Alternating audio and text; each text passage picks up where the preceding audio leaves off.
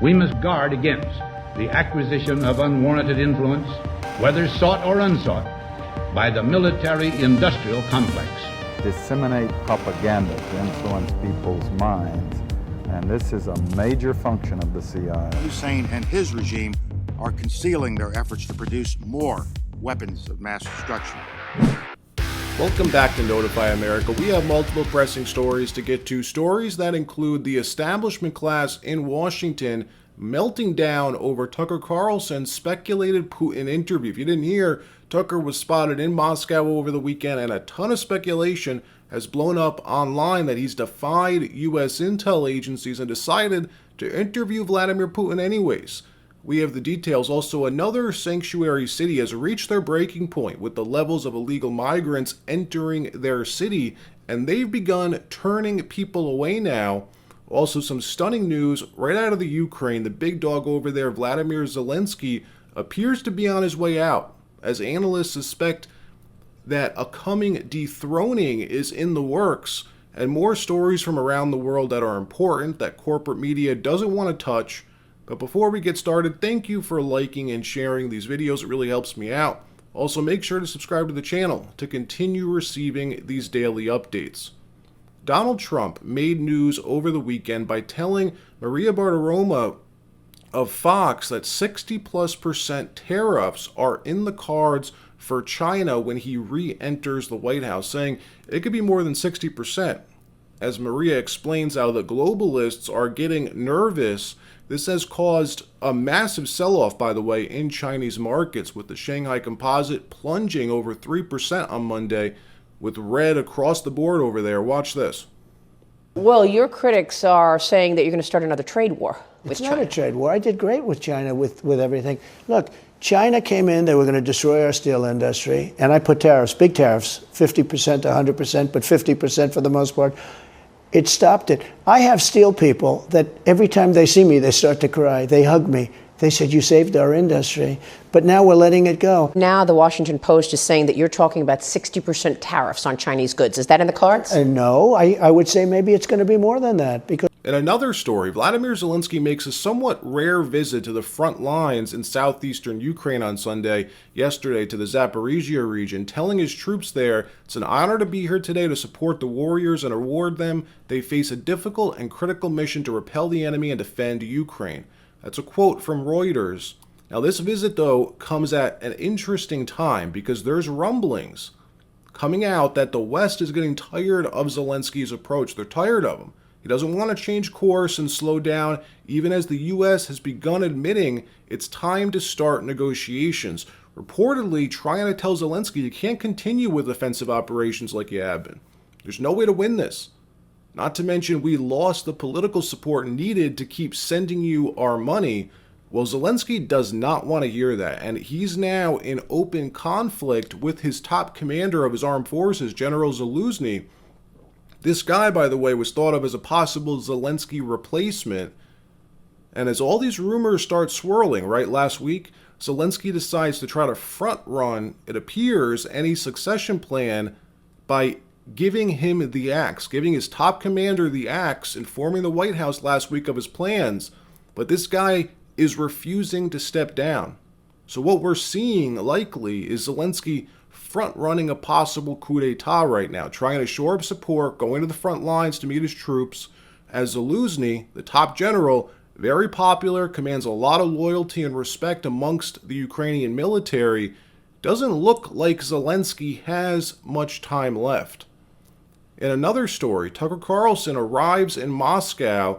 We reported on this yesterday on speculation this was in the works. Well, we now have video from locals over there who have seen him, spoke with him. He was first spotted at the Bolshoi Theater on Saturday catching a show, apparently, and the DC establishment is going full-on insane over this, over the idea that he may be about to interview Vladimir Putin himself. Much to the chagrin of many in the establishment.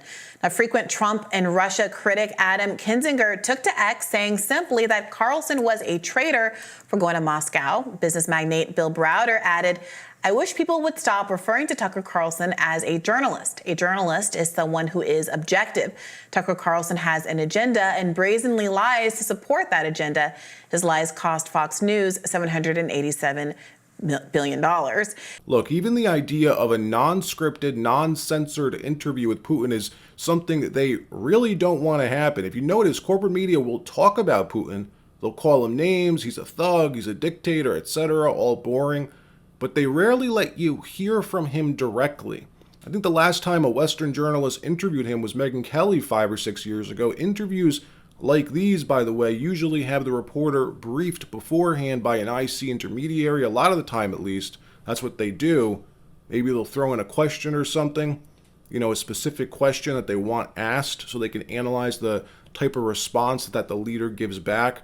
Now, when Tucker was still at Fox, he had planned to try and interview him, but U.S. Intel apparently stopped that from happening. We played a clip of Tucker explaining this in yesterday's show, how they allegedly hacked into his Signal account, an app that's supposed to be secure, and got him a message. The message being, "We don't want you to interview Putin." Well, fast forward to today, nobody knows why Tucker's in Russia. People are speculating he's there to interview the president, but nobody knows. Hell, he could be there to interview Edward Snowden for all we know, or someone else. We have no idea. But that hasn't stopped the media and left-wing pundits from melting down over this. Melting down over just the thought of this. Some of the outrage on X, absolutely hilarious. Look at this. Neocon Bill Kristol. This guy's always on CNN and on MSNBC. He's one of those never Trumpers. It's in his description on his X account. He wrote this, quote, "Perhaps we need a total and complete shutdown of Tucker Carlson re-entering the United States until our country's representatives can figure out what is going on." Obviously a throwback line from when Trump said that about Muslims back in 2016. And another story, Denver, Colorado has reached its breaking point. All of its shelters are now overfilled beyond capacity. Just like in New York City and Chicago, they've run out of room. They're short on food, and migrants are now going hungry, going homeless in some cases. The mayor, Mike Johnson, a Democrat who in the past has prided his city for being open to everyone, a sanctuary for illegal migrants, basically. He just did an interview on Fox and said that the city may stop accepting more migrants, all while city officials have already begun to kick people out of shelters. He told Fox and Friends last week, quote, "I think our city is very close to its breaking point now." Watch this. Chicago, Boston, Denver, all overwhelmed by the influx of migrants, pushing the cities to the brink and shifting some of the burdens to the suburbs. Which brings us to our next story. Denver Public Schools falling nearly $18 million short in funding for students as it sees more and more migrants enroll each week. The local hospital system not getting paid for $136 million worth of services, a large portion of that coming from, you guessed it, illegal migrants. And soon the sanctuary city may be anything but a sanctuary. Our city is very close to its breaking point now. We don't want to cut core city services, but right now we're in this dilemma where we can't get any help from the federal government on work authorization or on controlling entry or on the ability to actually provide resources to cities. Well, apparently they've now reached that point as migrants are reportedly sleeping on the streets, saying none of the shelters have room anymore. Which brings us to our next story. The new border bill that we've been reporting on for weeks has finally been publicly released. Everyone can read it. And by the way, what we have been reporting has been confirmed. There is a daily threshold in place, something that the media was trying to fact check a few weeks ago, saying that there is nothing in the works with a daily threshold. Well, there is. It's now confirmed. It's actually 8,500. 8,500 people a day can cross before the president gets the authority to shut the border down, which seems counterintuitive, doesn't it? As the president technically already can shut the border down whenever he wants. He doesn't need this new law to do that. Well, if they did sign this law, it would tie his hands. He would then have to wait until those numbers get reached. That means around 1.5 to 1.8 million people a year can illegally cross the border. But even worse than that, is how it also authorizes $933 million in funding to go to NGOs immediately, non-governmental organizations. We reported on this a while ago, how the NGOs are really responsible for a lot of the illegal migrant flows. They provide the infrastructure to keep these caravans moving. They help organize where the people should go. They hand out these flyers and these pamphlets, giving them routes, giving them directions, basically, to get to the border safely. Now, if you look at the bill, you read it, it looks awful, folks. It will solidify the problem that we're seeing at the border permanently. It doesn't solve anything. If anything, it ties the next president's hands from fixing it, as illegal immigration is effectively legalized then.